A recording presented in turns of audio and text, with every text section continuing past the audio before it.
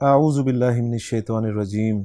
بسم اللہ الرحمن الرحیم رب اشرح لی صدری ویسر لی امری واحلل عقدۃ من لسانی یفقہوا قولی رب یسر ولا تعسر وتمم بالخیر آمین یا رب العالمین۔ آج کے سبق میں ہم انشاءاللہ تعالی سورہ یوسف کی آیت نمبر 5 کا باقی حصہ گرامیٹیکلی انالائز کریں گے۔ آپ اسکرین پہ مکمل آیت دیکھ رہے ہیں اور اس مکمل آیت میں سے جو ہمارا حصہ بچتا ہے انالیسس کے لیے وہ ہے ان الشیطان للانسان عدو مبین۔ الفاظ پہ ہم تفصیل سے بات کر چکے ہیں اس حصے کے، اب ہم جملے کی ترکیب کی طرف آتے ہیں۔ انا حرف از حروف مشبہ بالفعل ہے اور ہم جانتے ہیں کہ جب بھی انا آئے گا اس کا ایک اسم ہوگا اور ایک خبر ہوگی۔ اسم انا کا منصوب ہوگا جبکہ خبر انا کی مرفوع ہوگی اگر وہ اسم کی صورت میں ہوگی، اور اگر خبر کی جگہ پر کوئی جملہ آ جائے گا جو کہ جملہ اسمیہ بھی ہو سکتا ہے اور جملہ فعلیہ بھی ہو سکتا ہے، اور اس جملہ فعلیہ کا فعل ماضی بھی ہو سکتا ہے، فعل مضارع بھی ہو سکتا ہے، تو اس وقت اس جملے کو ہم محلاً مرفوع قرار دیں گے، اس لیے کہ خبر جو ہے وہ مرفوع ہوتی ہے۔ اور بعض اوقات انا کی خبر کی جگہ پر شبہ جملہ بھی آ جاتا ہے، اور لسان القرآن کے اسٹوڈنٹس اچھی طرح جانتے ہیں کہ شبہ جملہ سے مراد جار مجرور اور ظرف اور مضاف الیہ ہوتے ہیں۔ اب یہ ساری باتیں سامنے رکھ کر ہم اس جملے کو اگر انالائز کرنے کی کوشش کریں تو انا حرف از حروف مشبہ بالفعل ہے، الشیطان انا کا اسم ہے اس لیے منصوب ہے، اور انا کی خبر اب ہمیں چاہیے جو کہ مرفوع ہونی چاہیے اگر اسم کے طور پر آ رہی ہے، تو عدوٌ جو ہے انا کی خبر ہے اس لیے مرفوع ہے، اور مبینٌ جو عدوٌ کے بعد لگا ہوا ہے عرب کی ترکیب کے مطابق یہ عدوٌ کے لیے صفت ہے، اور بر صغیر کی ترکیب جو کی جاتی ہے اس میں عدوٌ کو موصوف، مبین کو صفت قرار دے کر مرکب توصیفی بنا کر انا کی خبر قرار دیا جاتا ہے۔ تو یہ فرق بھی آپ کے سامنے رہنا چاہیے۔ اب بیچ میں صرف ایک لفظ رہ گیا ہے جو کہ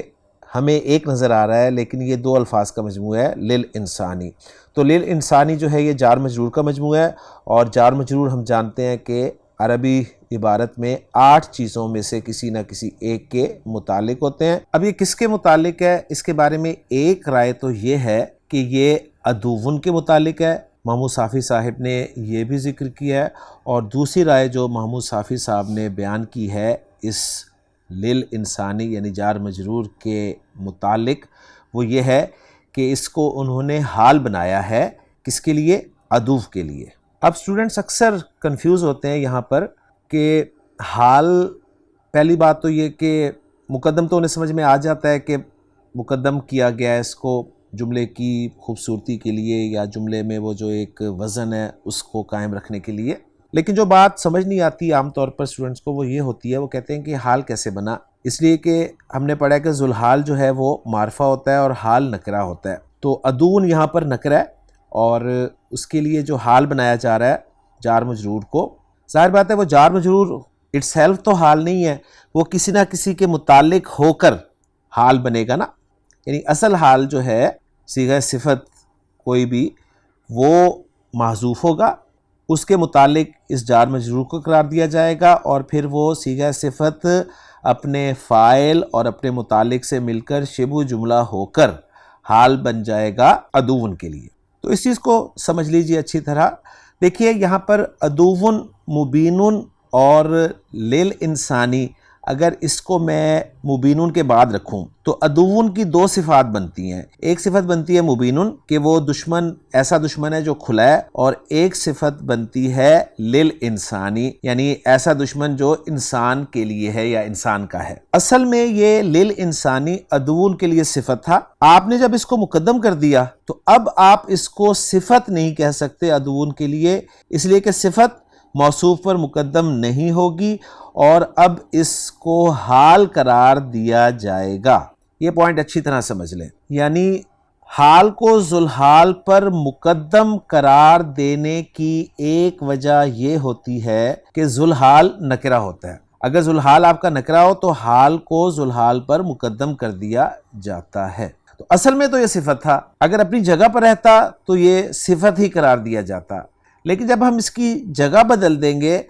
تو اب اس کو ہم صفت نہیں کہیں گے بلکہ اس کو حال قرار دیا جائے گا عدوون کے لیے۔ تو امید کرتا ہوں کہ بات آپ کو اب 100% سمجھ میں آ جائے گی۔ تو انا کا اسم اور انا کی خبر ان کی تعین ہو گئی، تو گویا انا کا اسم الشیطان ہے اور انا کی خبر جو ہے وہ ہے عدوون۔ باقی مبینن جو ہے وہ عدوون کے لیے صفت ہے اور للانسانی جو ہے یہ عدوون کے لیے حال ہے۔ پھر انا اپنے اسم اور خبر سے مل کر جملہ اسمیہ بن رہا ہے۔ اب یہ جملہ اسمیہ اس آیت میں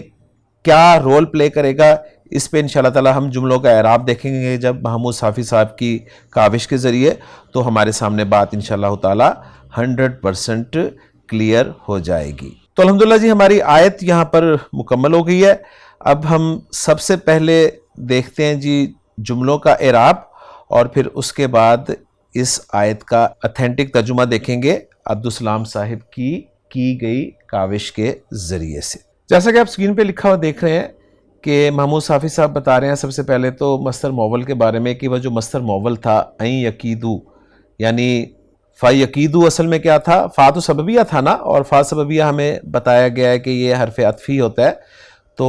یقیدو جو ہے یہ ان ایک چھپا ہوا جو تھا اس کی وجہ سے منصوب یا خفیف استعمال ہوا تھا۔ تو ان وہ جو مصدریہ تھا جو چھپا ہوا تھا وہ یقیدو فعل کے ساتھ مل کر جو مصدر موول بنا رہا تھا اس کے بارے میں بتا رہے ہیں کہ والمصدر المعول ان یقیدو معطوف ہے، یعنی یہ معطوف ہے کس پر، علی مصدرن، ایک ایسے مصدر پر جو کہ مقدرن وہ بھی پوشیدہ ہے، چھپا ہوا ہے، اور اس مصدر کو ہم کیسے نکال سکتے ہیں، وہ مستخرج ہے من الکلام المتقدمی، یعنی پیچھے جو کلام ہے نا اس سے آپ اس کو نکال سکتے ہیں، اور وہ کلام کیا ہوگا، ای یعنی لا یکم من کا کسن للرؤیا فقید منہم لکا، ایک مصدر کسن ہے اور دوسرا مصدر جو ہے وہ قیدن ہے۔ تو گویا کچھ کلام جو وہ بتا رہے ہیں میں سمجھانے کے لیے وہ یوں بنا رہے ہیں کہ لا یکم من کا کسن للرؤیا فقید منہم لکا، تیری طرف سے خواب کا کوئی بیان نہیں ہونا چاہیے ورنہ ان کی طرف سے تیرے لیے ایک چال ہوگی، کیونکہ ہم نے فا سببیہ وہی پڑھا ہے نا کہ جس کا ما قبل جو ہے وہ سبب بنتا ہے ما بعد کے لیے، تو گویا تیرا ان کو خواب بیان نہ کرنا یہ سبب بنے گا کس چیز کا، ان کا تیرے خلاف چال نہ کرنے کا۔ امید ہے بات آپ کو سمجھ میں آ گئی ہوگی۔ اس کے بعد جو جملہ بن رہا ہے قالا سے جو شروع ہو رہا ہے پہلا جملہ، اس کے بارے میں بتا رہے ہیں کہ یہ لا محل لہا استنافیہ ہے، تو شروع کا جملہ ہے لہٰذا لا محل لہا من الاعراب کی کیٹیگری میں آ گیا یہ، اور جملہ یا بنیہ جو شروع ہو رہا ہے یہ وہ بتا رہے ہیں کہ یہ فی محل نصب مقول القول ہے، ہم نے بھی ایسے ہی بنایا ہے، اور پھر اگلا جملہ جو بن رہا ہے اس آیت میں وہ ہے لا تقصص رؤیاک علی اخوتک، تو اس کو بتا رہے ہیں کہ لا محل لہا جواب النداء، ہم نے بھی اس کو جواب النداء یا مقصود بالنداء قرار دیا ہے، اور پھر اگلا جملہ جو ہے یقیدو لک قیدہ والا اس کو وہ کہہ رہے ہیں کہ لا محل لہا صلۃ الموصول حرفی ہے، اور ہم جانتے ہیں کہ حرف مصدر کے بعد بھی صلہ آتا ہے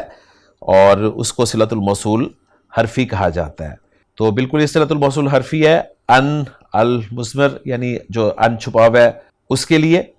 اور ظاہر بات ہے جو صلۃ الموصول ہوگا چاہے وہ حرفی ہو چاہے اسمی ہو وہ لا محل لہا من الاعراب کی کیٹیگری میں آتا ہے۔ اور آخری جملہ جو ہم نے آج کے لیکچر میں انالائز کیا ہے کہ ان الشیطان للانسان عدو مبین، اس کے بارے میں محمود صافی صاحب بتا رہے ہیں کہ یہ لا محل لہا تعلیلیہ، یعنی اس کا بھی کوئی اعراب نہیں ہے اس لیے کہ یہ جملہ تعلیلیہ ہے، اور جملہ تعلیلیہ جو ہے وہ بھی لا محل لہا من الاعراب کی کیٹیگری میں جاتا ہے۔ اور اس کو تعلیلیہ انہوں نے کیوں کہا ہے، اس لیے کہ یہ وجہ بتا رہا ہے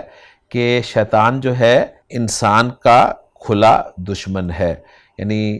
اگر تو قصہ بیان کرے گا اور وہ پھر تیرے خلاف چال چلیں گے تو یہ سب کچھ ظاہر بات ہے شیطان کے انسان کے دشمن ہونے کی وجہ سے ہی ہوگا۔ تو الحمدللہ جی جملے جو تھے ان کا اعراب ہم نے اچھی طرح سمجھ لیا۔ اب ہم چلتے ہیں اس آیت کے اتھینٹک ترجمے کی طرف۔ آیت نمبر 5 کا ترجمہ عبدالسلام صاحب کر رہے ہیں، فرما رہے ہیں کہ قال یا بنیا، اس نے کہا اے میرے چھوٹے بیٹے، لا تقصص رؤیاک علی اخوتک، اپنا خواب اپنے بھائیوں سے بیان نہ کرنا، فیکیدوا لک کیدا، ورنہ وہ تیرے لیے تدبیر کریں گے۔ تو لفظی ترجمہ بڑا خوبصورت کیا ہے، آپ دیکھ سکتے ہیں فیکیدوا لک کیدا کا کہ ورنہ وہ تیرے لیے تدبیر کریں گے۔ ان الشیطان للانسان عدو مبین، بے شک شیطان انسان کا کھلا دشمن ہے۔ تو الحمدللہ جی آیت نمبر 5 ہماری آج مکمل ہو گئی ہے سورہ یوسف کی۔ جو لوگ ڈائریکٹ اس لیکچر پر آئیں گے ان کے لیے میں عرض کرتا چلوں کہ آج کے اس لیکچر میں ہم نے آیت نمبر 5 کا جو دوسرا والا حصہ ہے ان الشیطان للانسان عدو مبین، اس کو گرامیٹیکلی انالائز کیا ہے، جبکہ اس سے پچھلا حصہ جو تھا اس کو ہم نے پچھلے لیکچر میں انالائز کیا تھا، اور ان دونوں پارٹس کے الفاظ پر تفصیل سے بحث ہم نے ان 2 لیکچر سے پچھلے لیکچر میں کی ہے۔ تو میں یہ بات واضح کرتا چلوں تاکہ ہمارے اسٹوڈنٹس کو پریشانی نہ ہو، جب وہ ڈائریکٹ اس آیت پر آئیں، آیت نمبر 5 وہ دیکھنا چاہیں تو وہ کہیں کہ آیت نمبر 5 میں تو صرف تھوڑا سا حصہ جو ہے وہ گرامیٹیکلی انالائز ہوا ہے، تو ایسا نہیں ہے۔ تو ان سے درخواست ہے کہ وہ اس سے پچھلے 2 لیکچرز جب دیکھیں گے تو انشاءاللہ تعالیٰ انہیں آیت نمبر 5 جو ہے وہ پوری کی پوری مل جائے گی انالائز ہوئی۔ تو الحمدللہ جی آیت نمبر 5 کے مکمل کرنے کے ساتھ میں آپ سے اجازت چاہوں گا۔ انشاءاللہ تعالیٰ اگلے لیکچر میں سورہ یوسف کی اگلی آیت جو کہ آیت نمبر 6 ہوگی اس کے انالیسس کے ساتھ آپ سے ملاقات ہوگی۔ سبحانک اللہم و بحمدک، اشہد ان لا الہ الا انت، استغفرک و اتوب الیک۔